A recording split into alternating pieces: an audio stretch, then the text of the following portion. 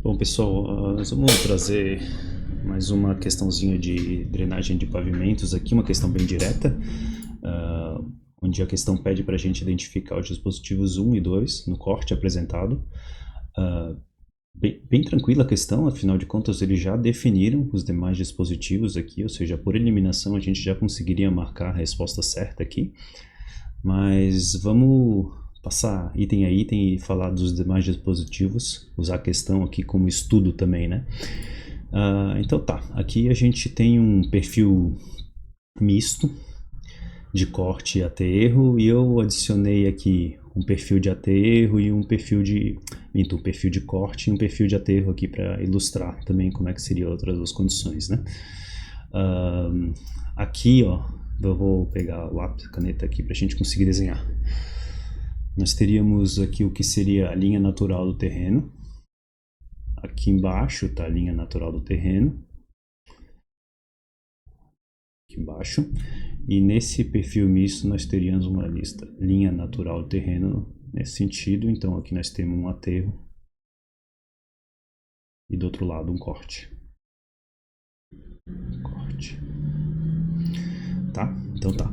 Tanto antes quanto após do corte, tanto antes quanto após os taludes, nós temos as valetas aqui, né? Então uma valeta aqui e uma valeta de proteção de aterro, né? São as valetas de proteção de corte e de aterro.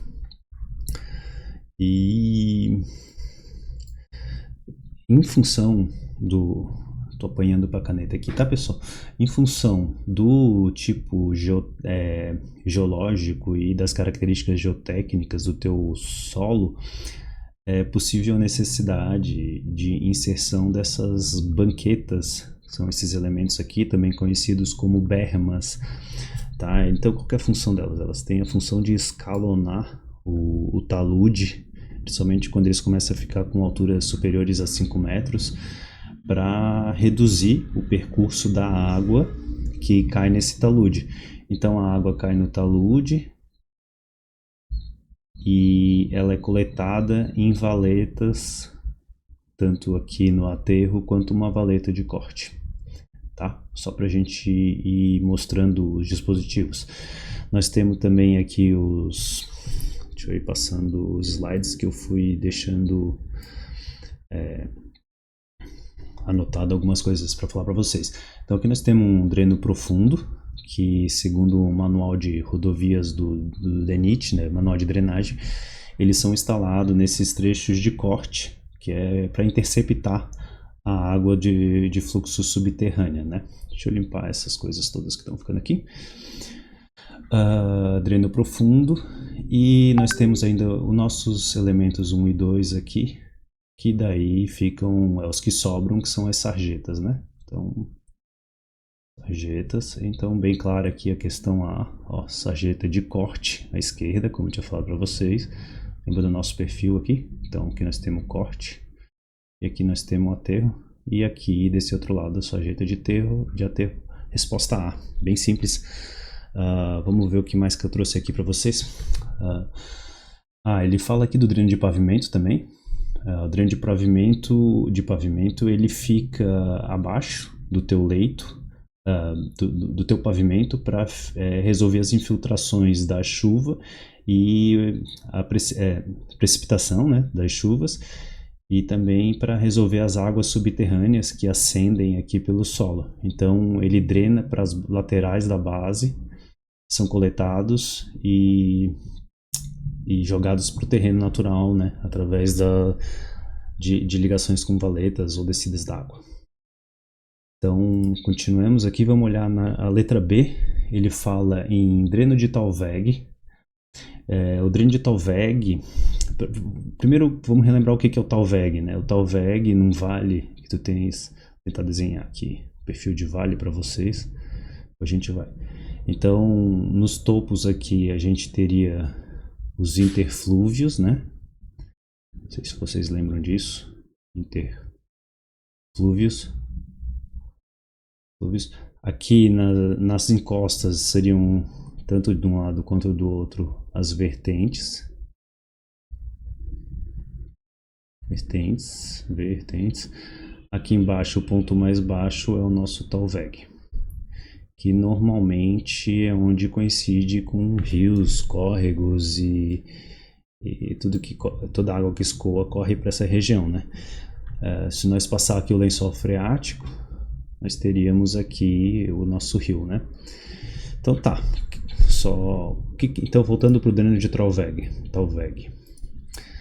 Quando a gente tem, olhando de cima, um curso de rio, eu vou desenhar aqui algo desse tipo assim.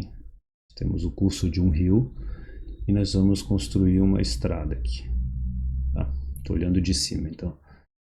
Aqui nós vamos fazer essa transposição, que a gente fala de transposição Talweg. Então a gente utiliza dispositivos conhecidos como bueiros. Mais tarde a gente pode discutir os bueiros separadamente. Bueiros. Acontece que normalmente a gente alinha esses bueiros com a linha do Talweg. Isso é por uma questão de erosão, tá? Então fica muito mais fácil. Mas, de repente, por uma questão econômica ou uma questão de interesse do solo, geotécnico, pode ser que seja necessário fazer um desvio desse rio, de repente levando ele a passar em outra região da nossa estrada.